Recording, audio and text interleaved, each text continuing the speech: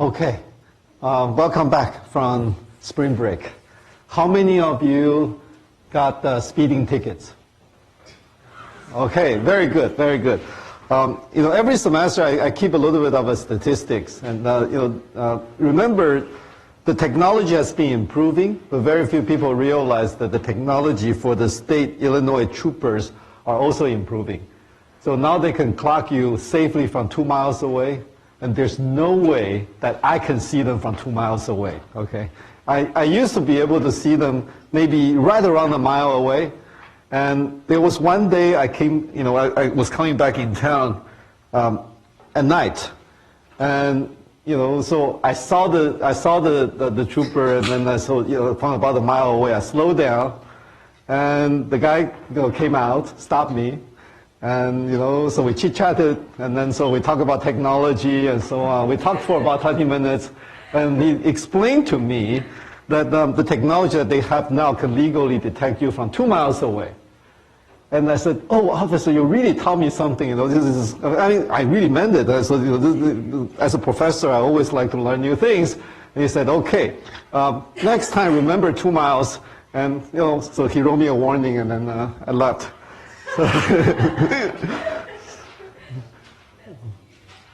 Okay, so here, this is where we are. All of you should have submitted milestone 2, right? And either before the spring break or during the spring break, depending on your plans. And some of you probably were working on milestone 2 on the beach and all that. It's perfectly acceptable. So now this week we'll have 5.2 due on Wednesday, right? So make sure that you're on track. This is a class that as long as you stay on track, you keep up the study, you watch the videos, you keep up the reading, you keep up with the MPs, life is good.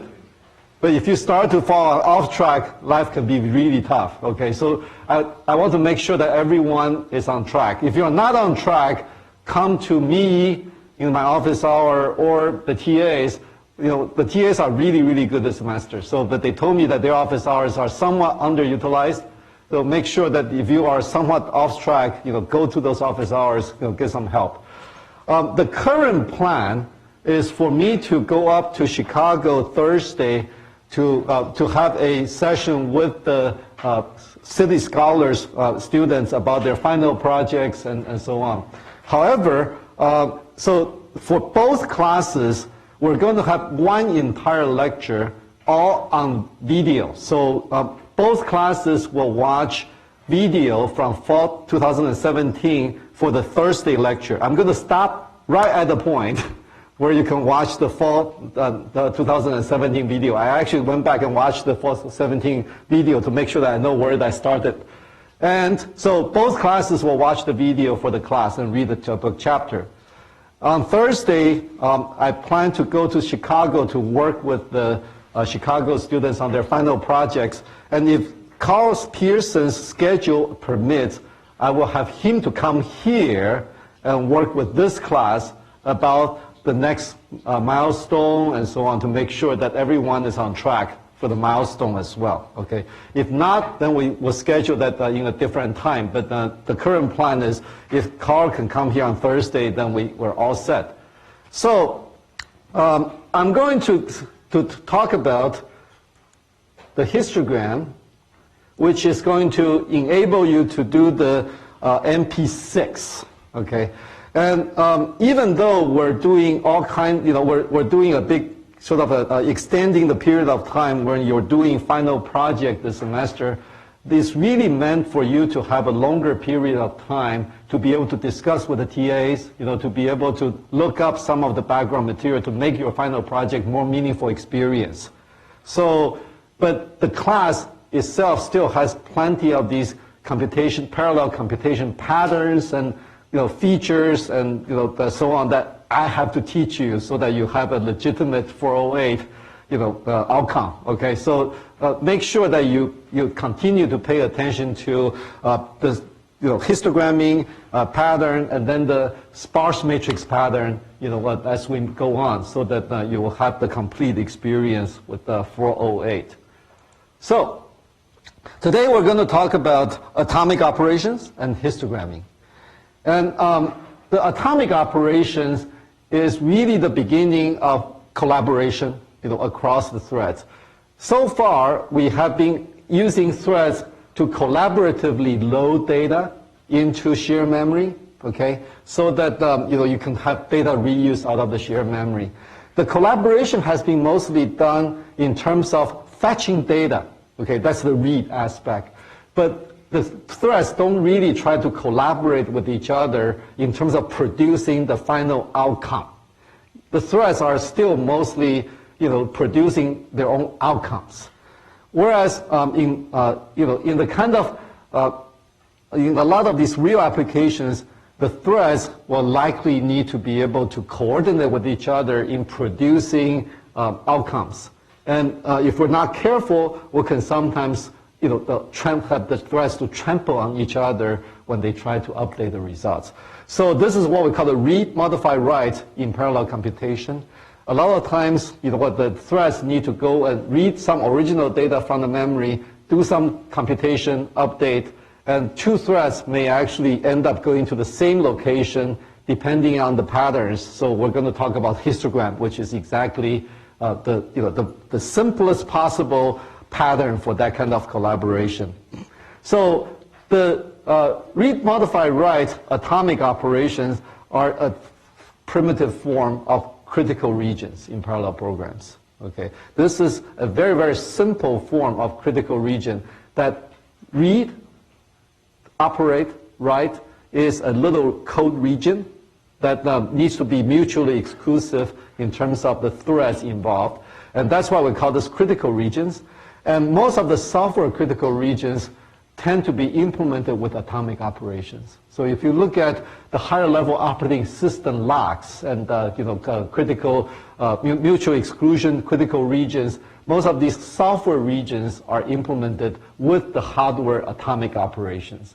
So that's why it's important to understand these hardware atomic operations, even when you use, I would say, higher level locks and so on in operating systems and so on. So we're going to be mostly using atomic operations in CUDA. Okay, so here is also a very good example where a higher level language allows you to access the hardware primitives in a programming interface. Okay, and so we're going to learn why atomic operations reduce the memory system throughput. This is a very unfortunate side effect of using any kind of critical region or atomic operations. You will definitely have reduced memory system throughput whenever you use atomic operations or critical regions. And most programmers don't realize that until they start to see some really, really slow application execution, and then sometimes they don't even understand why that's happening. We'll learn how to avoid atomic operations in some parallel algorithms with what we call the privatization. So the histogram, we'll use a histogram as an example for atomic operations. Histogramming is an extremely important type of computation that are used in data analytics and in what we call the feature extraction of classification. So remember, when we talk about machine learning, we talk about features, right? So histogramming is a very pervasive computation pattern for extracting features out of data. And then the features can be fed into these, machine learning, pipelines and so on for classification and so on. And then we'll talk about privatization and in histogramming, so that we can magnify the memory system bandwidth, even though we're using atomic operations. Okay. So let's talk about atomic operations first. And atomic operation involves a very, very common collaboration pattern. Let's say, let's use bank as an example. At the end of the day, a lot of these banks would, close their registers and then essentially audit how much money there is, in terms of intake, in terms of paying, and also how much money was really in balance, right, in the bank, so that they can have a clean start the next day. So multiple of these bank tellers will count the total amount of cash in the safe. So they put everything into the safe. They count. They have multiple tellers to count the cash, and then so each person will grab a pile of cash and count. Okay, if you never have a huge pile of cash to count, you don't know that feeling. Okay, I actually went to one of the banks, and what the experience it's actually very, very interesting. You have a whole stack of 20s right now, and then you count, and then you imagine, it's a good feeling.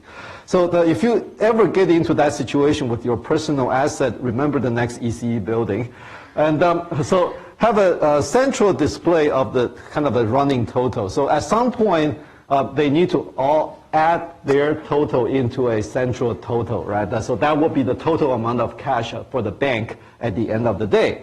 So whenever someone finishes counting a pile, then the person will add the subtotal of that pile into the running total, right? And then go grab another pile. So in this process, a very bad outcome will be that some of the piles were not accounted for. So if the process breaks down, and let's say a couple of the tellers were counting all their the cash in their pile, but when they try to update the running sum, somehow something went wrong, and the amount of cash in that particular pile got lost, right, in the running total, then will be a bad outcome. And we'll show you exactly how that can come about. Another very common pattern is probably something that many of us experience in the past, but it has become better and better today.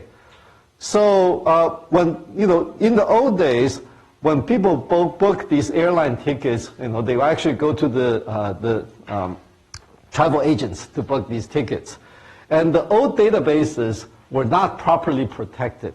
So these old databases actually can potentially have two travel agents both trying to book the same seat, and both think that they succeeded in these old the databases.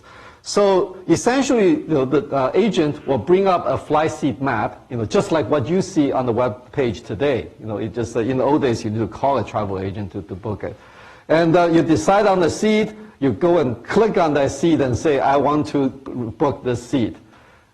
Meanwhile, another person could be doing exactly the same thing. So both of you click on the seat. Both of you see that the seat became booked, and then both think that you got that seat. And the trouble is, the customers, when they board the plane, one of the customers will find another customer sitting in his or her seat. How many of you have that kind of experience in the past? Okay, the reason is you guys were born too late, and the databases had enough supporting atomic operations, and it started about 20 years ago that these kind of things became less and less prominent.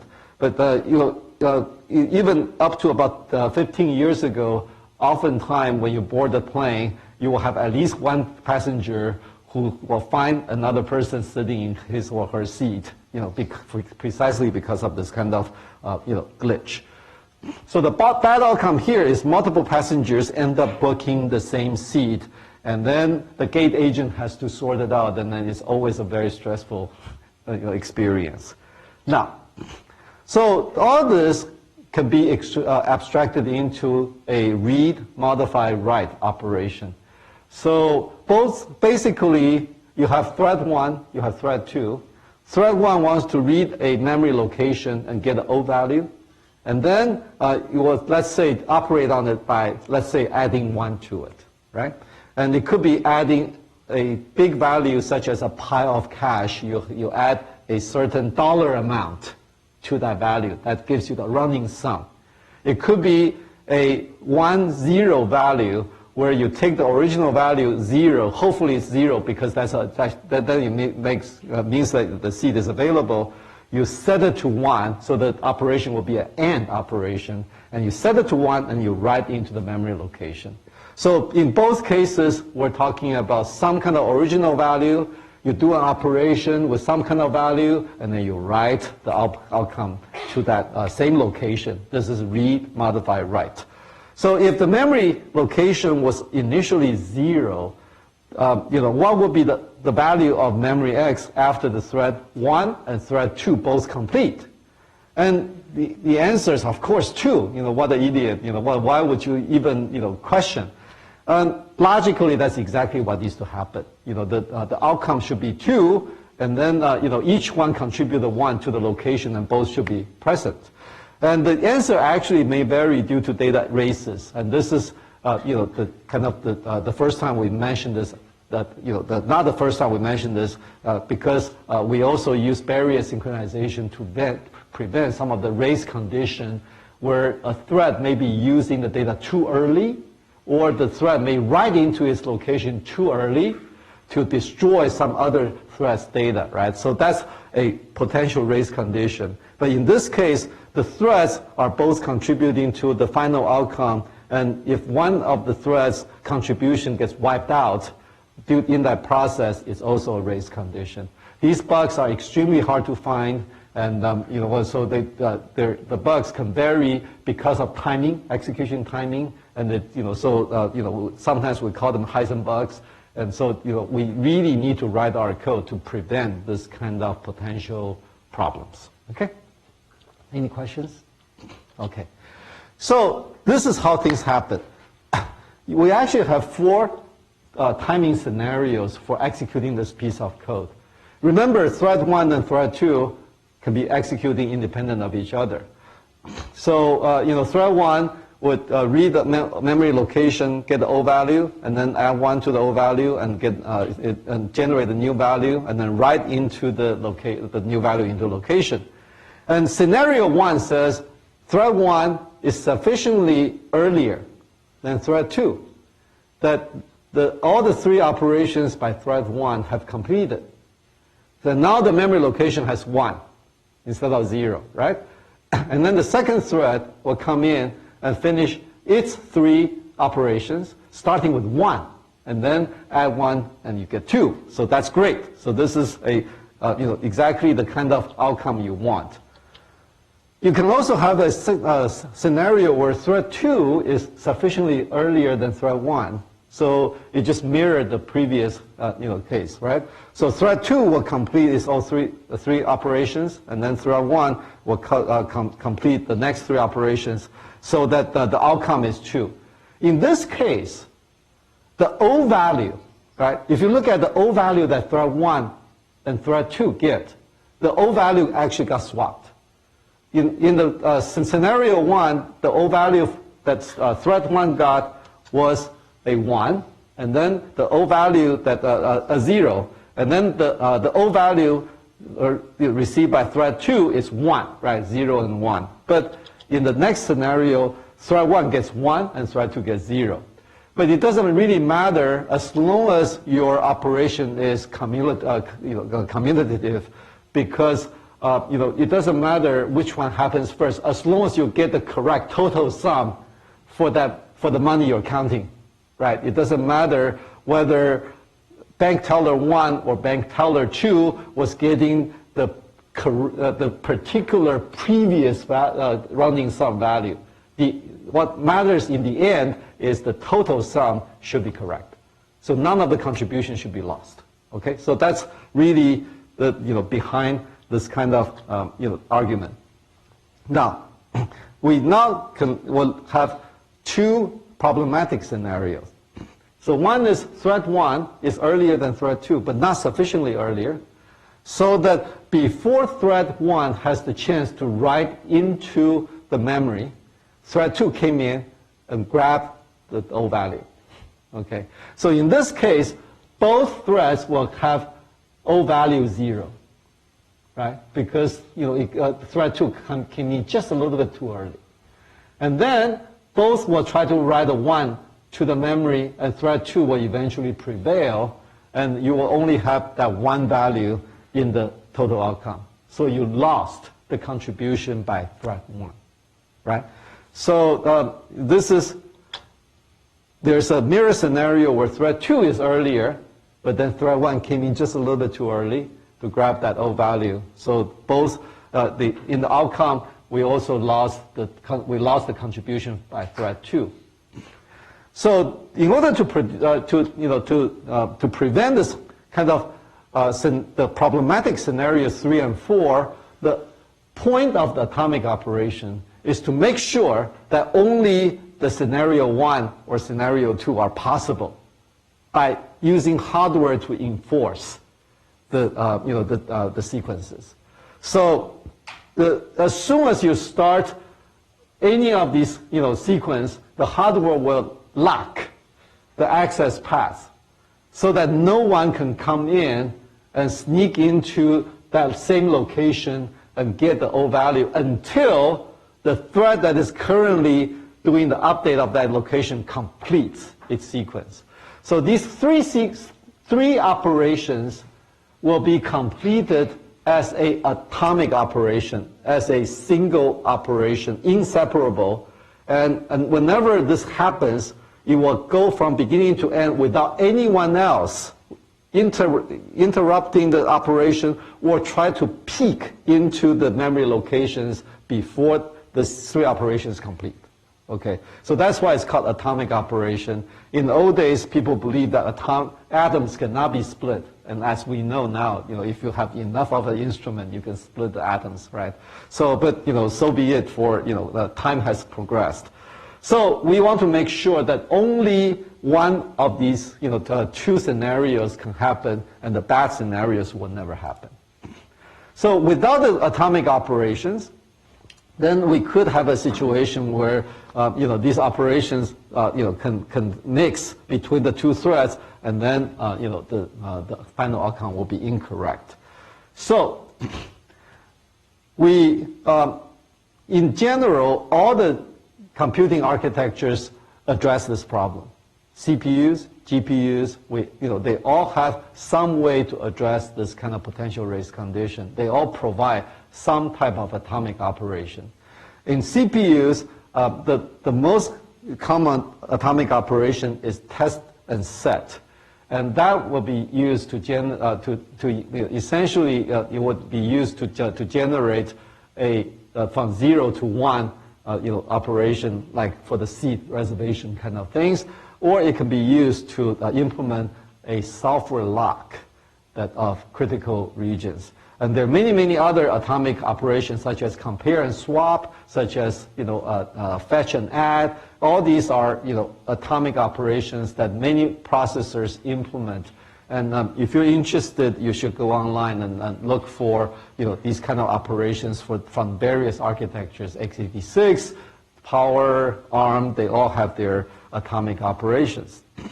And typically, these operations are implemented with a single instruction set instruction and on a particular memory address. So they are kind of like a memory access instruction, but it's not a load, it's not a store, it's a load, compute, store. All the 3 operations in one instruction, okay? And the hardware ensures that no other threads can access that location until the atomic operation is complete. So you'll ask me, what if any other threads that access location, what will happen? What happens is these other threads will be stopped, okay? So the hardware will stop it from accessing the memory. And sometimes they will be stalled, waiting. Sometimes they will be put into a queue waiting, but that's the implementation, okay? So the different hardware has different implementation. And all the threads, the point is all the threads trying to access the same location using atomic operations will be serialized in their access to that location. So one thread will complete all the 3 operations on that location. Then the next thread will come in, and the next thread will come in. They are all going to be forced to be serial, to execute it in strict serial order. No particular order, but they're serialized in some way, that none of these operations can overlap with each other. Okay. The point is not to have a particular ordering. The point is to have no overlap across these threads as far as read, modifying, write of that location is concerned. Okay?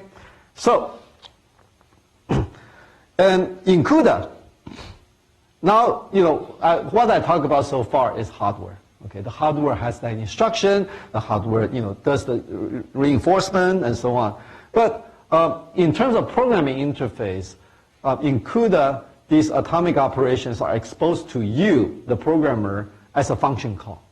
You can call a function, and these functions are called intrinsic functions, or sometimes we just call them intrinsics. So when you interview with industry companies, sometimes they will say, hey, the da-da-da intrinsics, and you know what they're talking about. Intrinsics are function calls in your programming language, such as C, such as CUDA, such as Go, okay? And these, intrinsic functions are actually treated by the compiler as a special function, and that whole function is going to be translated into one or very, very few instructions in the translation process. And these, these functions have, very well-defined semantics in terms of the hardware implementation. Okay. Yes. So, like, imagine you're doing the same style, like, or similar style as the hyper-threading. So, yeah. Are you hitting the same, like, Yeah. Okay, so the thing is this. The question is, assume that this is, the same as, hyper-threading, and so if you use intrinsic, like atomic operations, are you going to be also getting into some kind of performance degradation? The answer is absolutely. In fact, we're going to have a whole sequence of slides today about the consequence, the performance consequence of using atomic operations. So the most useful operation for CUDA type of program is atomic add instruction. But there are many other instructions that you can use in the CUDA from the CUDA reference menu. And so it turns out that these adds, remember this is an operation. So whenever we talk about operation, we need to figure out the data type. Are these integers? Are these unsigned integers? Are these floating point, the single precision floating point, double precision floating point, right? So that modified part is a arithmetic operation or logic operation that require you to know what the data type is.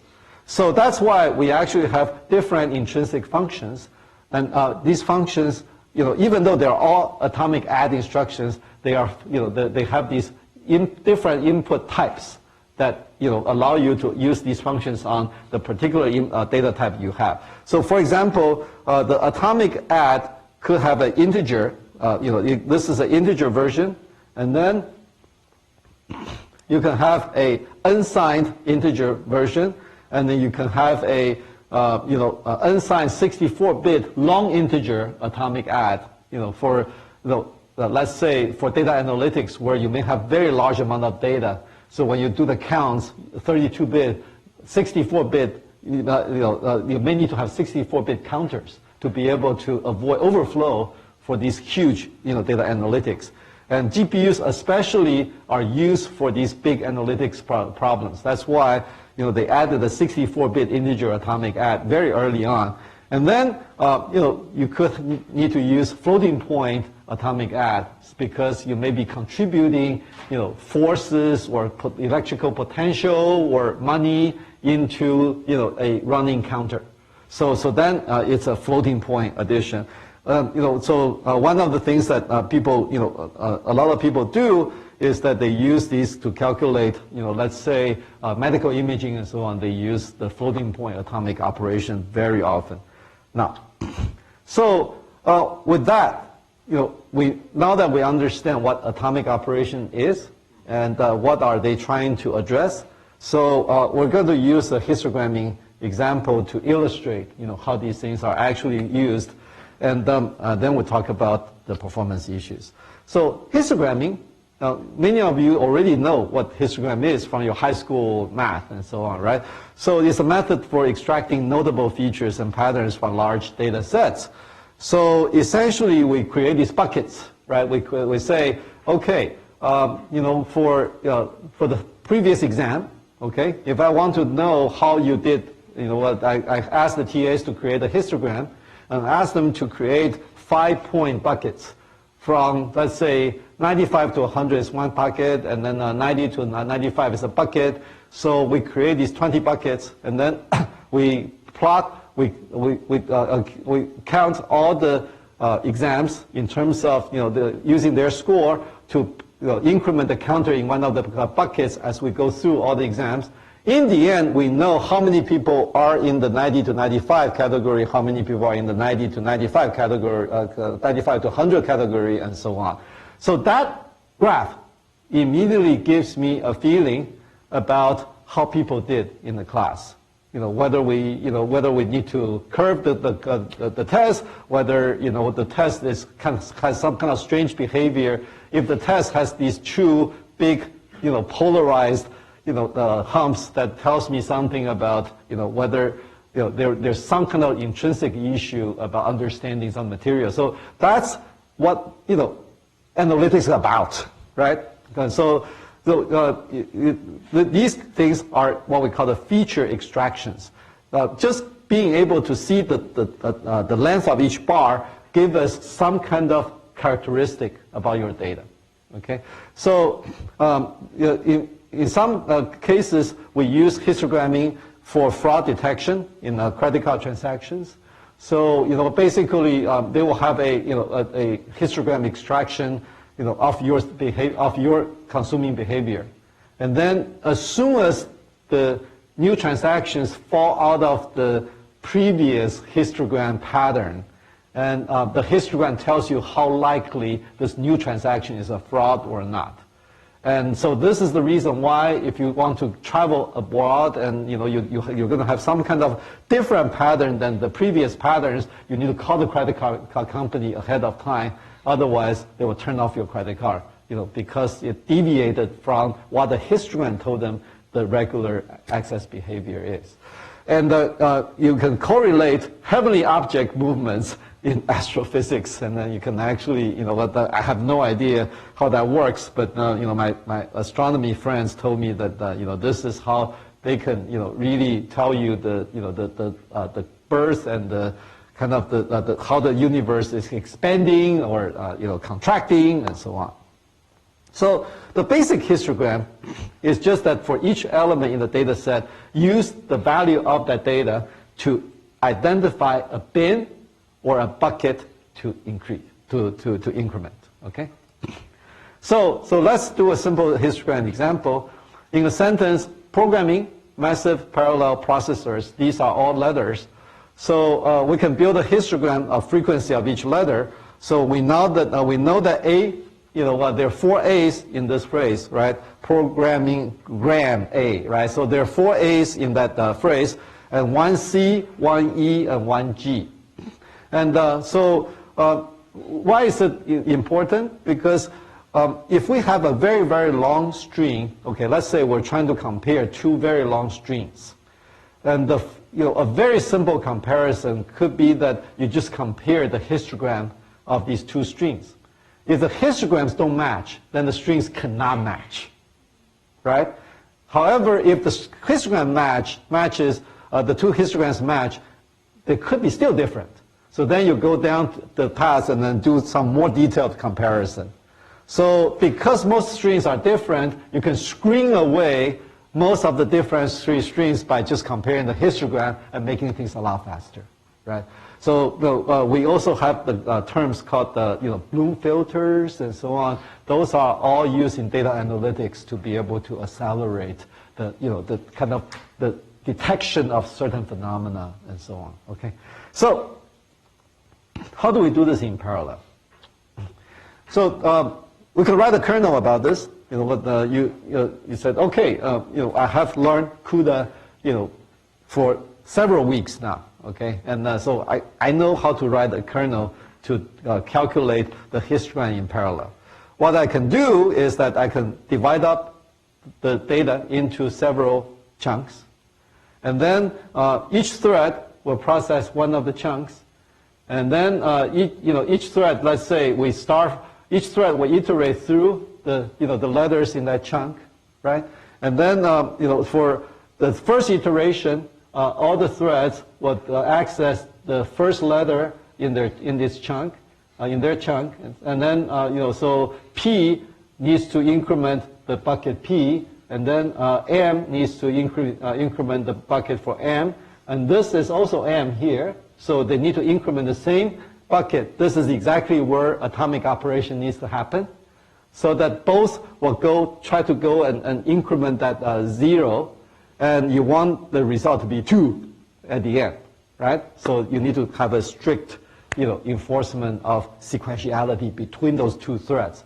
The fact that these 2 threads conflict will mean that the increment of the memory will be slower than the others.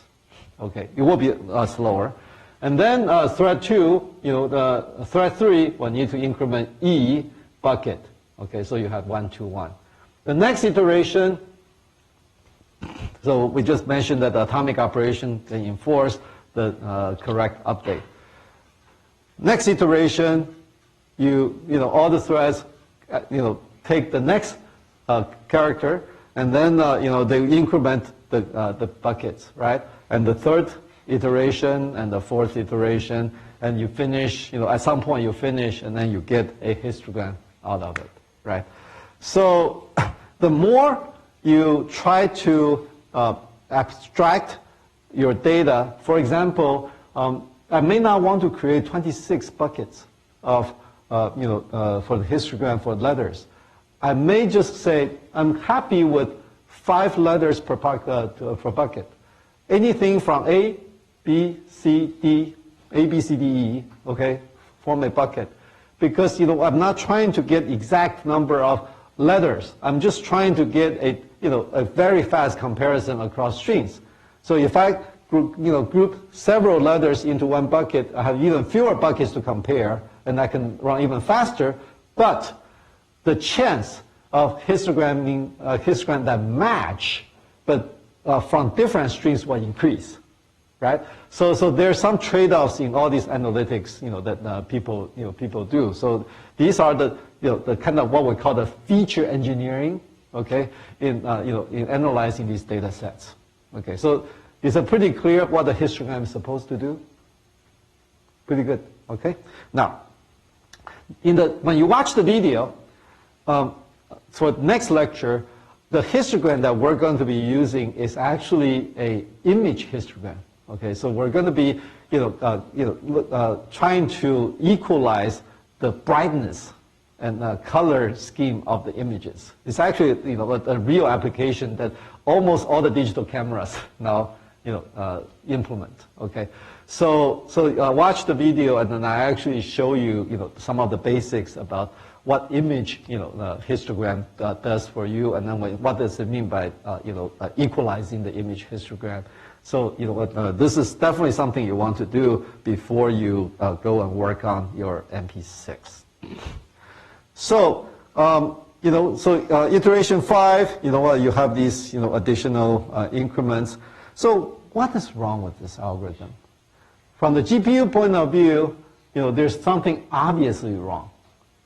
That is, if the threads are all accessing their own chunk, neighboring threads will not be accessing neighboring locations in each iteration, right? So you will not be able to, in the first iteration, all the threads, or in the last iteration, all the threads are accessing data that are several locations away from each other, right? So that's not going to give you good memory coalescing. So that's why, you can make a very minor adjustment in your, in your work assignment to make the coalescing happen. And this is because histogram is a commutative and associative operation. So it doesn't matter what the ordering is. So you can, assign work in any arbitrary form you want to maximize performance, right?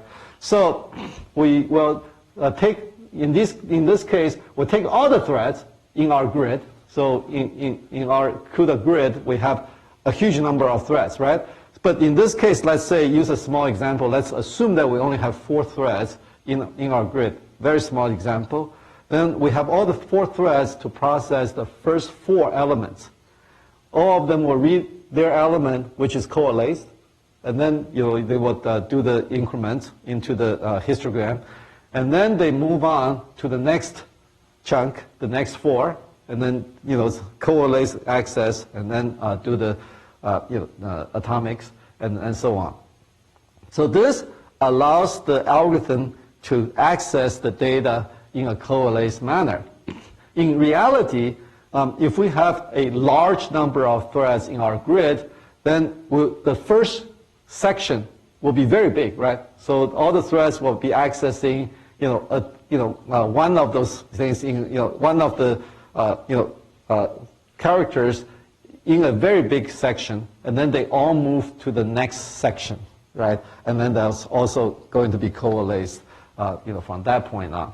So this gives us a fairly simple but pretty good performance histogram kernel, okay? And the kernel should look pretty familiar because, it has some very similar characteristics as the vector addition kernel, okay? And so, we should be able to, to just see the same pattern. So just like the vector addition, we generate an I-index, right? I-index that is unique in consecutive and unique in the grid. So every thread in the grid will have one index, and these index values are consecutive and unique in the grid. So then every thread will use that value to access the first element that it processes, right?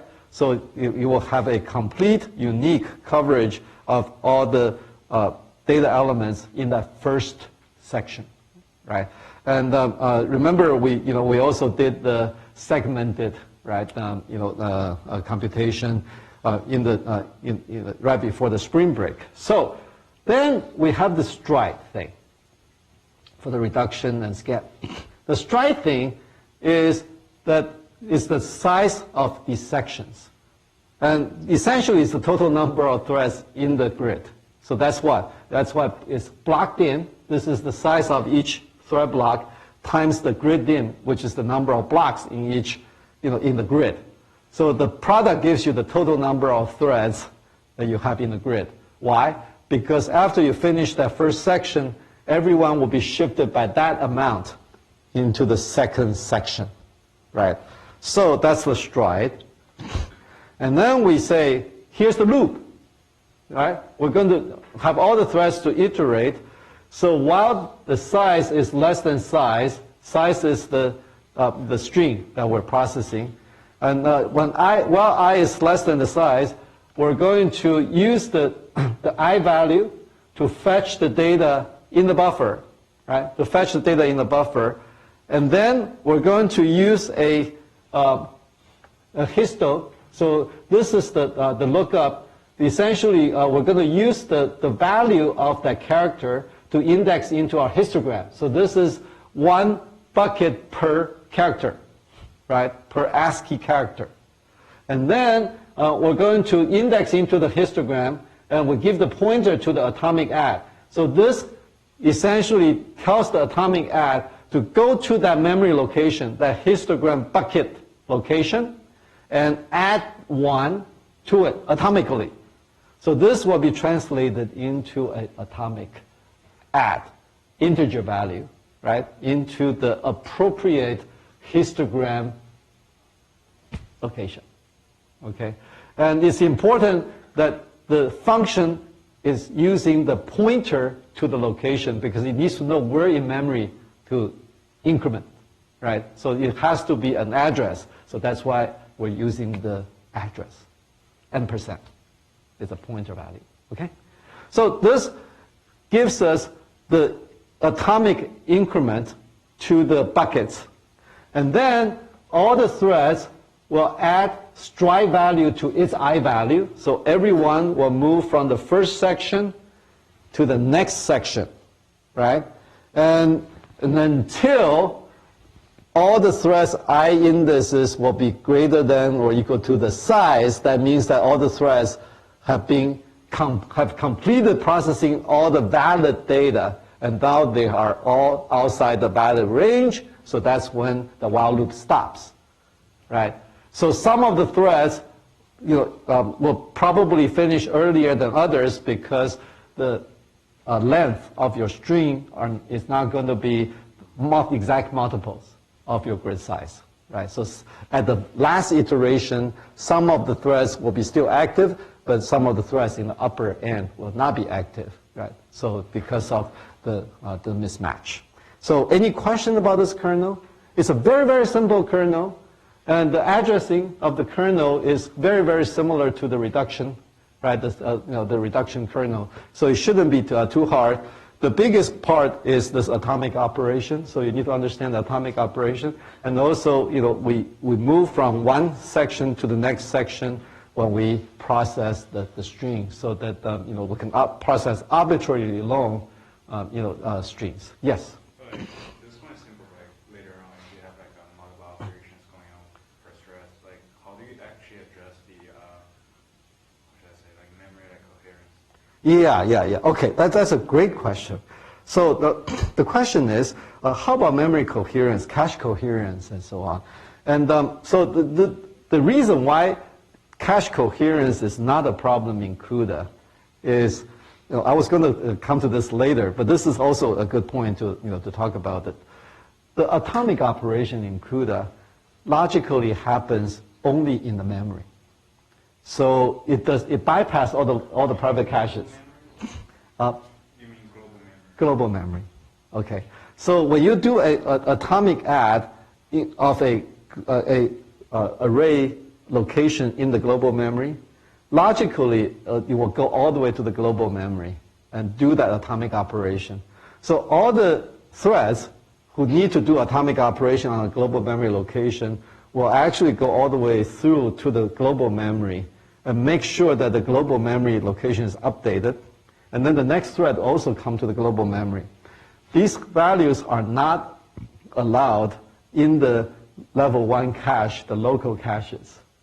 So that's how we avoid the coherence problem. You block the cache line, to be honest, and later on, Mm-hmm. you don't. What's the point of view like for using like a thread fence or something like that? Okay.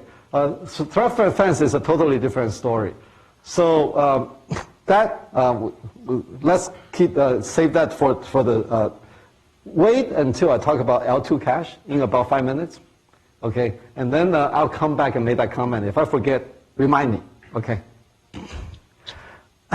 So this is actually, it's a very good way for us to dig a little bit more into the hardware aspect of atomic operations. This is one of the few places where I'm going to teach you more about hardware.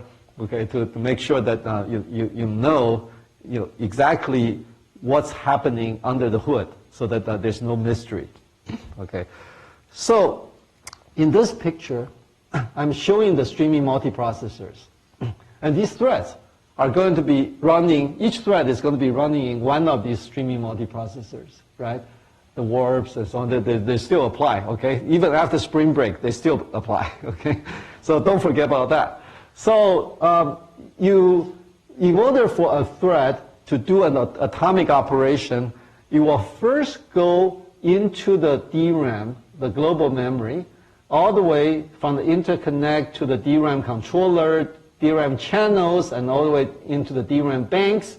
And these are the things that I kind of talk about in the, in the DRAM bandwidth, kind of DRAM bandwidth each lecture. So we need to go all the way to the DRAM bank and fetch a value.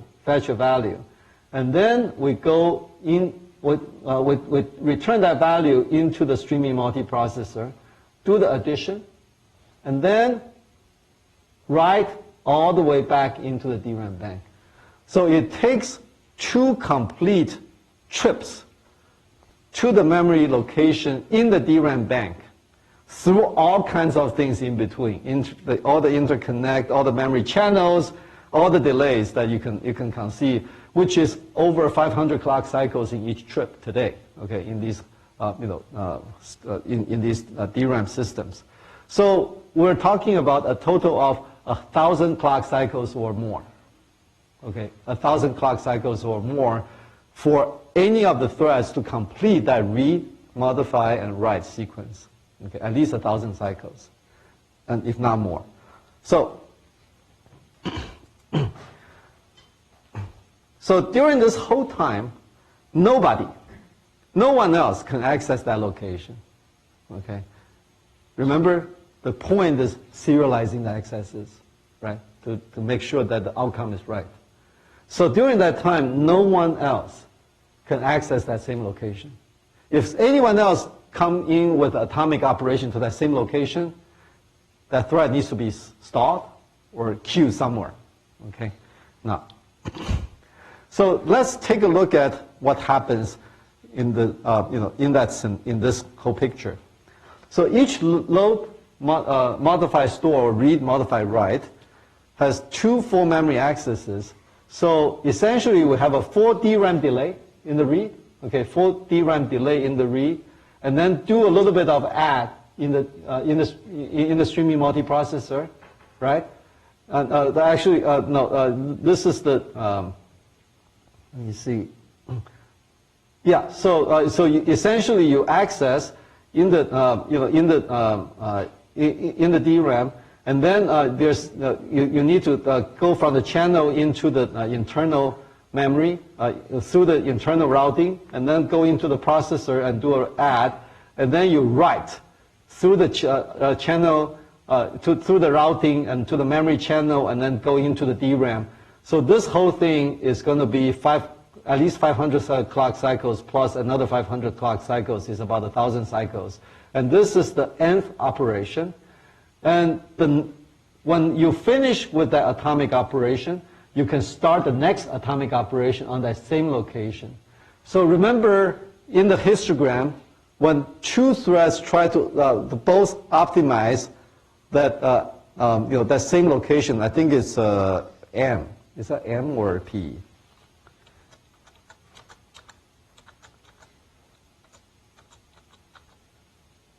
Here, it was M, right? The M bucket.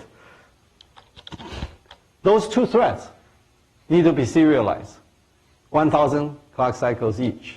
Okay, so you have this timing where you have all the threads waiting, that want to update the same memory location, waiting for one another.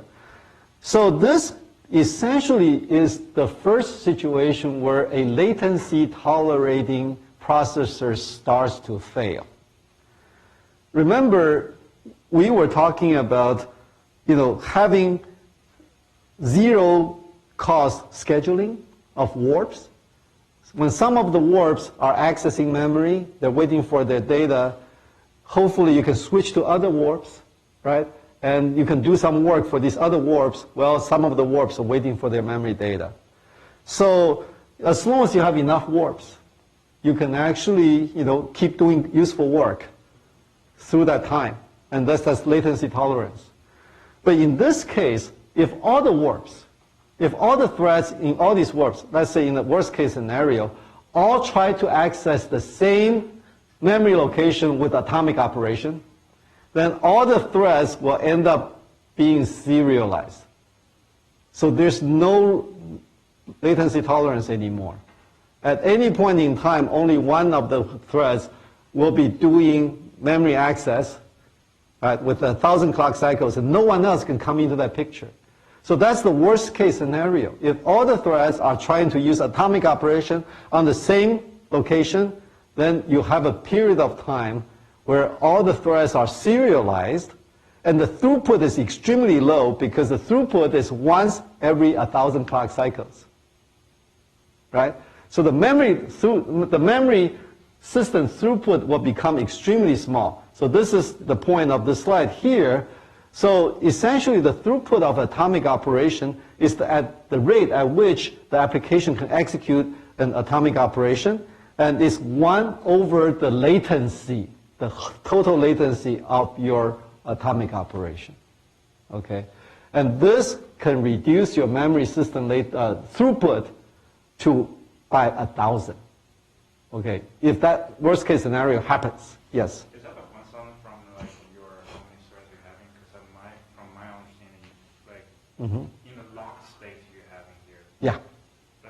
You're doing a write back to the memory operation. You actually have other threading off block, right? Yeah. Yeah. So the factor is actually your total number of threads. The factor is always the is the total latency of these things. However, as long as these threads are hitting different memory locations, then each location is reduced by 1,000 times, but the number of locations you hit will multiply the throughput back up, right? So that's the way that you should think about that. So as long as you spread out the accesses into k locations, then your throughput will be enhanced back up by k times. Okay, right? Okay, good. So you may have a similar experience in the supermarket checkout. You know what? If you're interested, you can kind of go to the county market and just stand there for a little while and then watch this happen. And actually the frequency of this happening is quite high. So some of these customers, when they go to the checkout counter, things are starting to go through the scanner, and they say, "Oh, I forgot to get milk." So wait a minute. So your checkout already started, right? But then the person will go all the way to the milk section, and there are 3-4 people behind the person, and they're all cursing quietly. And then the person will go to the fridge, fetch the milk, and come back. Well, at that time, it's an atomic operation because nobody else can be scanned, right? And that slows down that checkout counter. Just imagine if you have a supermarket where everyone, immediately after they arrive at the supermarket, start the checkout process, okay, and then go shopping, right? And then eventually the people will come back with their their stuff, right? And the second person actually don't start shopping until the checkout process starts, and then the second person goes around and shopping. If we ever have that kind of supermarket, the checkout rate is going to be incredibly low, isn't it? Right? And that's exactly what's happening with these conflicting atomic operations. You cannot start your memory access until you're the head. Right? So you get into that checkout process. And then you go through this 1,000 clock cycle thing for the update before the next person can start. Right? So that's really what the atomic operation implementation is. So that's why it's a problem. It's a real problem. And when people build processors, it's actually something that we pay real attention to to this problem. So we actually started in about the second generation hardware for CUDA GPUs. The first generation CUDA GPUs all had atomic operations only in the global memory. Okay, so that's why it was very, very slow. And then the next iteration, the second generation, the GPUs started to have L2 cache. And many people were confused when GPUs implemented L2 cache, because a lot of the popular press people were questioning why NVIDIA started to provide L2 cache on their CUDA GPUs, because the story has always been that the GPUs have these zero-cost thread scheduling in order to tolerate memory latency. So, why do you want to use L2 cache if you can tolerate the memory access latency?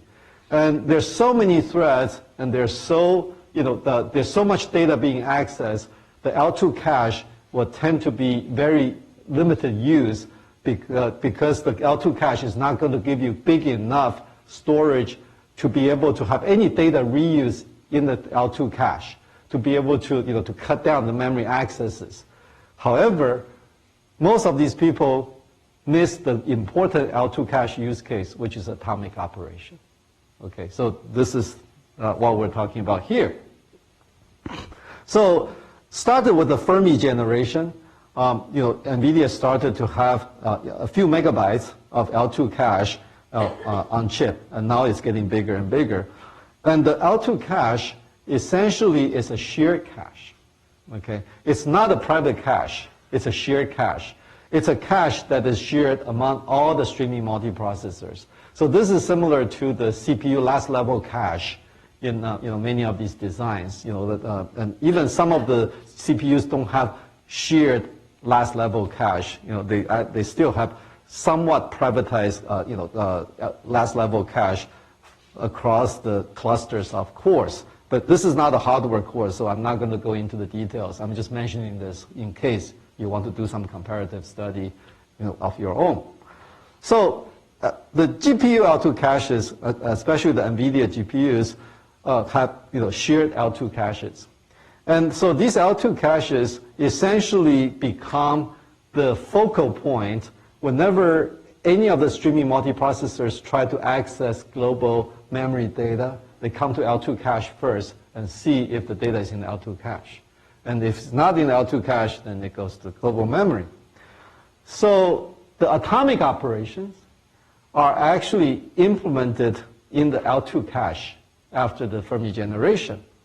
So basically, if a thread is trying to do atomic operation and it's not in the data is not in the L2 cache, it will fetch the data in, the cache controller will fetch the data into L2 cache, and then the thread will do the atomic operation on that L2 cache location, and then the next thread come in, in a highly contended situation, there will be multiple threads all trying to access that same piece of data, right? That's the point of contention, okay?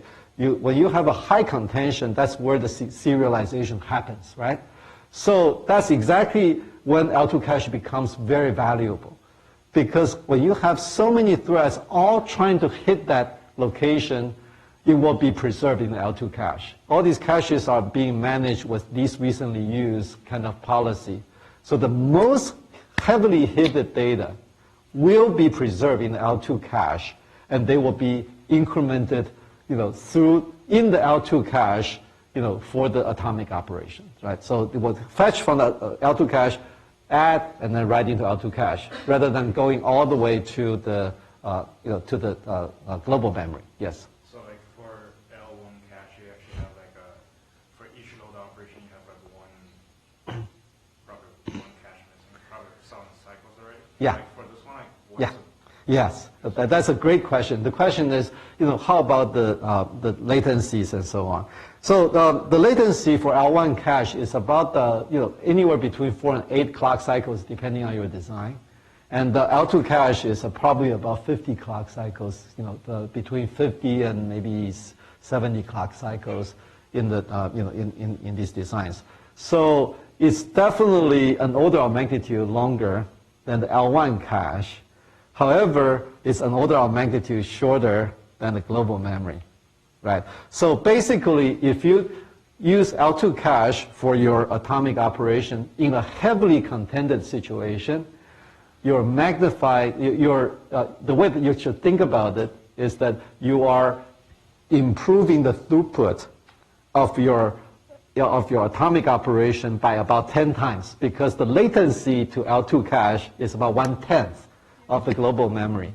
So because the throughput is 1 over the total latency of your atomic operation, when you reduce the latency by 10 times, you're improving the throughput by 10 times. It's a linear relationship for heavily contended situations, right? Yes? Yeah, I'm just thinking, how does that compare to you load the packet in the shared memory to atomic operation on the shared memory? Well, right back and add perfect. and Yeah, great question. Great question. That's the next slide. Okay, so this is great. Okay, this is part of the reason why whenever I need to use videos and so on, I feel bad, because the videos don't give you that interaction. Okay, so please continue with this kind of interaction. They'll give me the incentive to teach live lectures rather than just having you guys watch all the videos. Okay, so that's exactly the point. There is shared memory atomics, then I will get to very soon. So, but let me close up on the L2 cache. So the L2 cache is totally transparent. So basically, when you use an atomic operation on any of the global memory location, the L2 cache controller will transparently fetch the data into the L2 cache. And as long as you have strong contention, you will be able to keep that data in the L2 cache and magnify the throughput of the atomic operation transparently.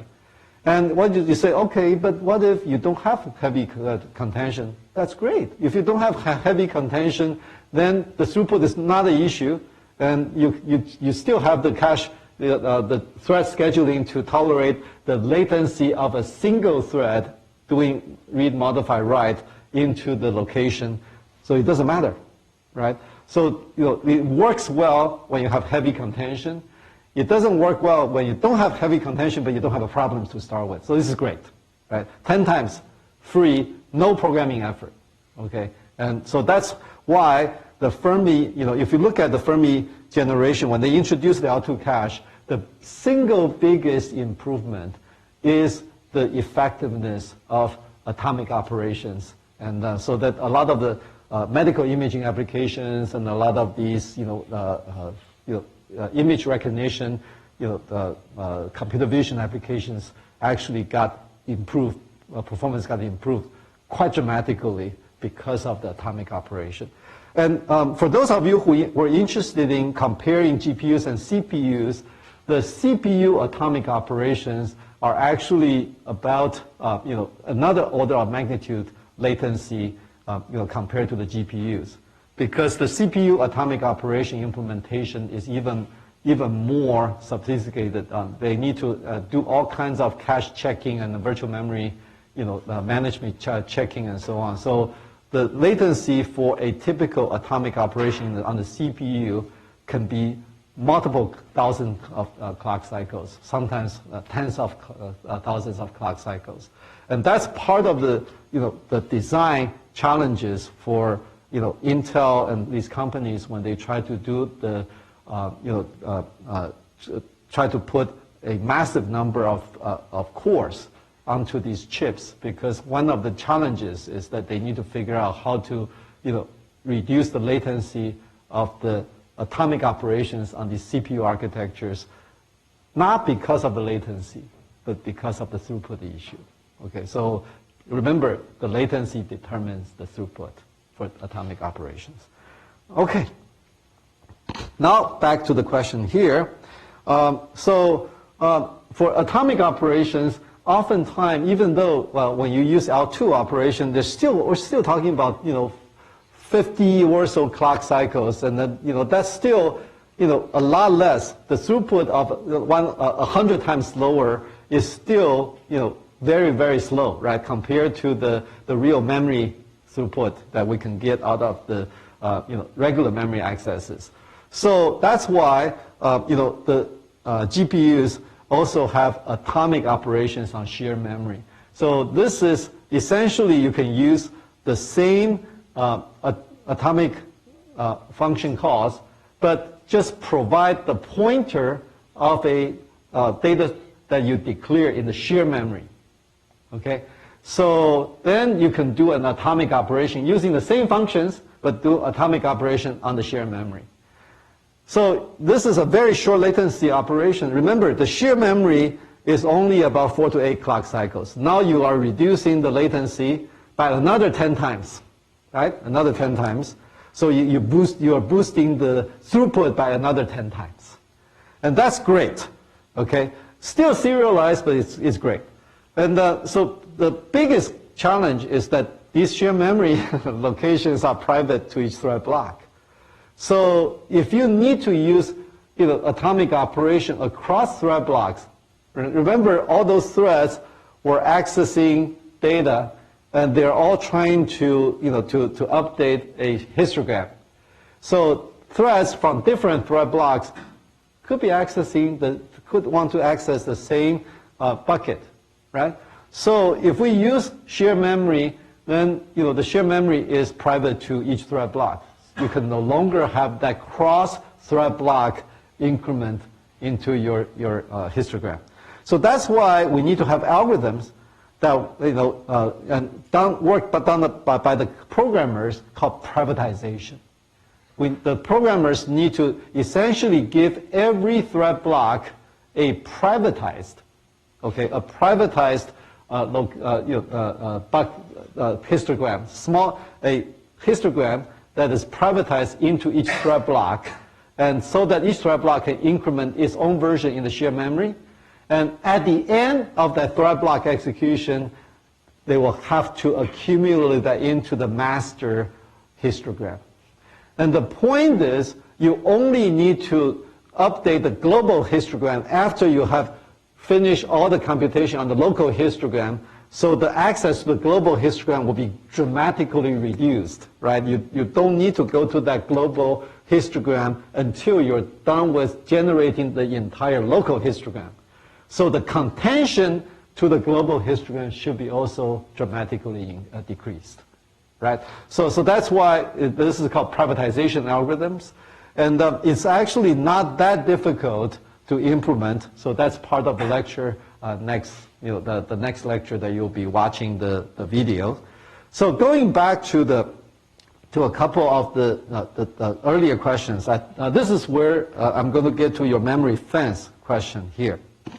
So the question is, what is the point of using, L2 cache, and there's no memory coherence, cache coherence issues if you have memory fence. The point is this. The point is, the write into the global memory by any thread. We're not talking about atomic operations. We're talking about regular operations, okay, regular memory writes. Any regular memory write that you make into the global memory in a thread will not be visible to other threads in the same grid, okay, in your same grid, until you hit the memory fence. The only exception is atomic operations, okay? So if you want your result to be immediately visible by other threads in the same grid, you should be using atomic operations to force the visibility of your update to other threads. So now let me go back and answer the memory fence question. First of all, the memory fence is irrelevant as far as atomic operation is concerned, because atomic operations always gets reflected. You can treat the atomic operation as a memory fence for that particular location. Okay, so that's point number one. And this is very, very important because a lot of the algorithms require you to, the high performance algorithms require some data that you generate in a thread to be visible to other threads before the kernel gets terminated. And what we call the data sliding algorithms, and some of these kind of domino algorithms and so on, they require that kind of technique. And we teach those kind of techniques in 508. And the second one is, so if you have an atomic operation on a piece of data, that data is not going to be allowed in the private caches. And the highest level that the data can go is going to be the L2 cache. Yes? So, I remember years ago, around when you had, 411, yeah. You actually say it's actually, SIMD, right? Yeah. Yeah. Is it stupid to say for this kind of operations you can actually virtualize it to be like a MIMD? Okay. I know that might be a stupid idea, but yeah. I love it when people actually remember what I said in classes. Well, this is makes my day. Okay, so. And SIMD and MIMD is actually really relevant for atomic operations in several ways. Okay, the first thing is that now, yeah, I have a few minutes, so I can answer that question because it's actually kind of interesting. I usually talk about it in graduate classes. When you think about the warp,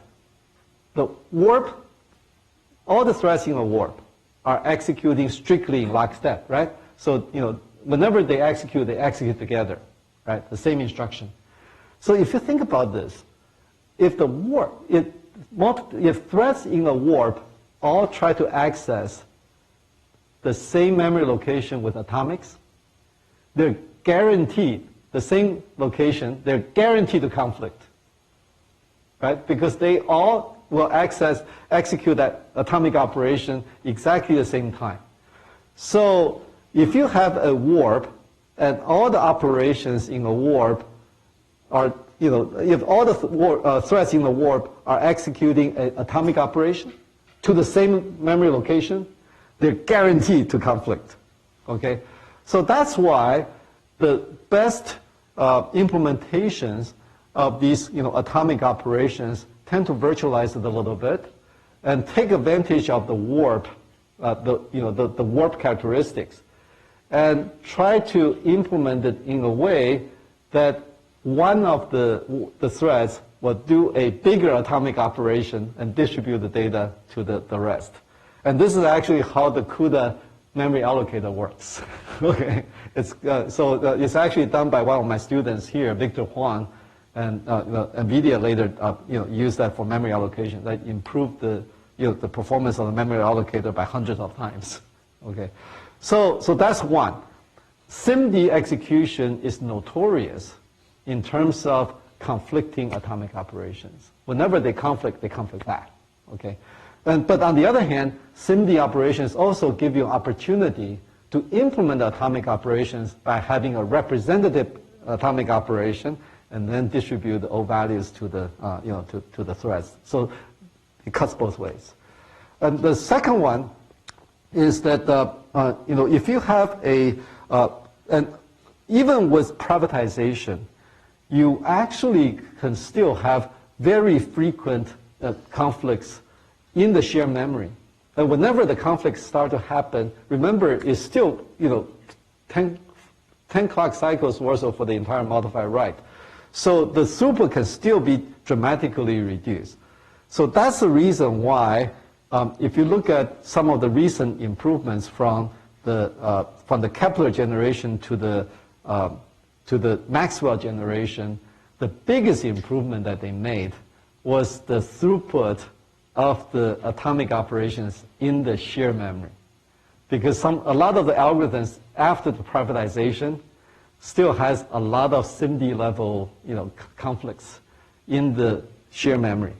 So that's why, the implementation of these, the atomic operations actually went through several generations of improvement to further improve the throughput and what we call the false conflicts, and so that you can get a better throughput. So, almost perfect timing. So, this is the end of this lecture. So when you go home, watch the video, pay special attention to the privatized kernel, because that's the kernel you're going to be writing. It's only a little bit different. If you look at the code, it's a very similar code, but there's only a small difference in terms of the kernel to give you the privatization. And then we'll talk about the use case, which is the histogram, the image histogram, so that you need to have a little bit of that background in order to do your MP. Okay? So if everything works out, we will post a Piazza post if Carl can come on Thursday to do a town hall of MPs on Thursday. Otherwise, we will do it another time, so you can just watch the video. Okay? We'll let you know very soon.